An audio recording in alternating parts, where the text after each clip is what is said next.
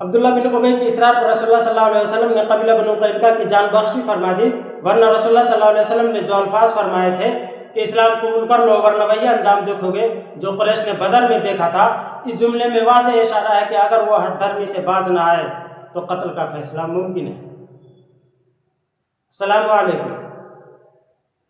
آج کے ویڈیو میں ہم غزوہ بنو قینقاع کے بارے میں جانیں گے۔ غزوہ بدر 17 رمضان 2 ہجری میں پیش آیا اور اسی سال شوال میں غزوہ بنو قینقاع پیش آیا، یعنی یہ واقعہ غزوہ بدر کے فوراً بعد پیش آیا۔ اب ہم غزوہ بنو قینقاع کو جاننے سے پہلے قبیلہ بنو قینقاع کو جانتے ہیں۔ تو قبیلہ بنو قینقاع مدینہ کے اندر ہی ایک قلعہ نما بستی میں رہتے تھے جسے سوق بنو قینقاع یعنی بنو قینقاع کا بازار کہا جاتا تھا۔ ان کی آبادی مضبوط قلعے پر مشتمل تھی جنہیں وہ جنگ کی صورت میں بند کر کے محفوظ ہو جاتے تھے۔ قبیلہ بنو قینقاع کا سب سے نمایاں پہلو ان کی معاشی طاقت تھی۔ بنو قینقاع سونے چاندی کے زیورات بنانے میں ماہر تھے اور عرب میں زیورات کی مانگ زیادہ تھی اور وہ اس پیشے میں ممتاز تھے۔ اس کے علاوہ وہ لوہار بھی تھے، یعنی زرہ، ہتھیار، تلوار، نیزے اور چھریاں وغیرہ بنانے کا کام کرتے تھے۔ ان کا بازار مدینہ کا ایک بڑا تجارتی مرکز تھا۔ لوگ ان سے زیورات، اسلحہ اور دھات کا سامان خریدتے تھے۔ ان کی دکانیں شاندار تھیں کیونکہ وہ مالی لحاظ سے بہت مضبوط تھے۔ یہ تھا قبیلہ بنو قینقاع کا تعارف۔ جب ہم قبیلہ بنو قینقاع کو جان گئے تو غزوہ بنو قینقاع کو جانتے ہیں۔ یہاں ایک اور اہم نقطہ بیان کرنا مناسب ہوگا اور وہ یہ کہ رسول اللہ صلی اللہ علیہ وسلم اور قبیلہ بنو قینقاع کے درمیان ایک معاہدہ ہوا تھا، جس معاہدے کے تحت دونوں کو ایک دوسرے کی جان و مال اور عزت کی حفاظت کرنی ہوگی اور کسی بھی صورت میں دونوں ایک دوسرے کے خلاف فساد یا ظلم نہیں کریں گے۔ لہذا جب غزوہ بدر میں مسلمانوں کو زبردست فتح حاصل ہوئی تو مدینہ کے منافقین اور یہودی قبائل خاص طور پر قبیلہ بنو قینقاع کو سخت حسد ہوا اور انہوں نے مسلمانوں کا کھلم کھلا مذاق اڑانا اور دشمنی کا اظہار کرنا شروع کر دیا۔ اسی ماحول میں ایک مسلمان عورت قبیلہ بنو قینقاع کے بازار میں زیور یا دیگر سامان خریدنے گئی اور جب وہ دکان پر بیٹھی ہوئی تھی تو ایک یہودی نے اسے کپڑا پیچھے کی جانب کسی چیز سے باندھ دیا۔ لہذا جب وہ مسلمان عورت اٹھی تو کپڑا بچ جانے کی وجہ سے کھنچ گیا اور وہ بے پردہ ہو گئی۔ بازار میں موجود یہودی ہنسنے لگے اور مذاق اڑانے لگے تو ایک مسلمان صحابی جو وہاں قریب ہی موجود تھے انہوں نے اس یہودی کو وہیں قتل کر دیا جس نے یہ شرمناک حرکت کی تھی۔ اس کے بعد بنو قینقاع کے لوگوں نے مل کر اس مسلمان کو شہید کر دیا۔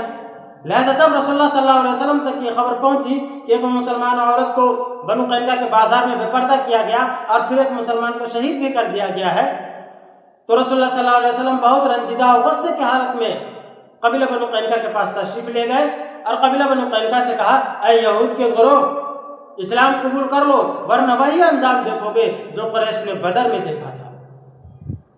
اس کے بعد یہودیوں نے نہ صرف رسول اللہ صلی اللہ علیہ وسلم کی باتوں کا انکار کیا بلکہ غرور اور تکبر میں کہا کہ محمد تم نے قریش کو شکست دی ہے، وہ لڑنا جانتے ہی نہ تھے، تم ہم سے مقابلہ کرو گے تو پتہ چلے گا کہ لڑائی کیا ہوتی ہے۔ اس کے بعد رسول اللہ صلی اللہ علیہ وسلم خاموشی سے پلٹے اور اعلان محاصرے کا فیصلہ کیا۔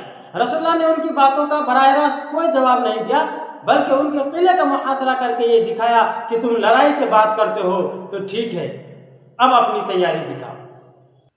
لہذا جب بنو قینقاع کے قلعے کا محاصرہ کر لیا گیا تو بنو قینقاع کا ایک بھی آدمی میدان میں مسلمانوں سے کھلی جنگ لڑنے نہیں آیا بلکہ انہوں نے اپنے قلعے میں بند ہو کر محاصرے کو برداشت کیا۔ قبیلہ بنو قینقاع کے قلعے کا محاصرہ 15 دن تک جاری رہا۔ اس محاصرے کے بعد جب قبیلہ بنو قینقاع نے ہتھیار ڈال دیے تو عبداللہ بن ابی بن سلول جو منافقین کا سردار تھا رسول اللہ کے پاس آیا اور ان کے حق میں سفارش کرنے لگا۔ عبداللہ بن ابی نے رسول اللہ کی زرہ کو پکڑ لیا اور کہا، یا محمد میرے دوستوں کے ساتھ احسان کیجیے۔ رسول اللہ نے پہلے ان کی سفارش کو رد کیا لیکن جب عبداللہ بن ابی نے اصرار کیا اور کہا کہ میں نہیں چھوڑوں گا جب تک کہ آپ میرے دوستوں کے ساتھ احسان نہ کریں، تو رسول اللہ صلی اللہ علیہ وسلم نے ان کی سفارش کو قبول فرما لی اور بنو قینقاع کی جان بخشی فرما دی بشرطے کہ وہ مدینے سے نکل جائے، ورنہ رسول اللہ صلی اللہ علیہ وسلم نے جو الفاظ فرمائے تھے کہ اسلام قبول کر لو ورنہ وہی انجام دیکھو گے جو قریش نے بدر میں دیکھا تھا۔ اس جملے میں واضح اشارہ ہے کہ اگر وہ ہٹ دھرمی سے باز نہ آئے تو قتل کا فیصلہ ممکن ہے۔ خیر عبداللہ بن ابی کی سفارش قبول کرنے کے بعد رسول اللہ نے بنو قینقاع کو مدینے سے جلا وطن کر دیا۔ جلا وطن کر دیا کا مطلب ہے کہ مدینے سے نکال دیا۔ قبیلہ بنو قینقاع میں تقریباً 700 سے 800 جنگجو مرد تھے، ان کے ساتھ ان کی عورتیں، بچے، بوڑھے بھی شامل تھے، سب کو ملا کر ان کی کل آبادی 2000 کے قریب تھی، جنہیں مدینے سے جلا وطن کر دیا گیا، یعنی مدینے سے نکال دیا گیا۔ اور ان کے چھوڑے ہوئے مال جیسے کہ دکانیں، ہتھیار، ساز و سامان اور سونا چاندی کو مسلمانوں میں بطور فیض تقسیم فرما دیا۔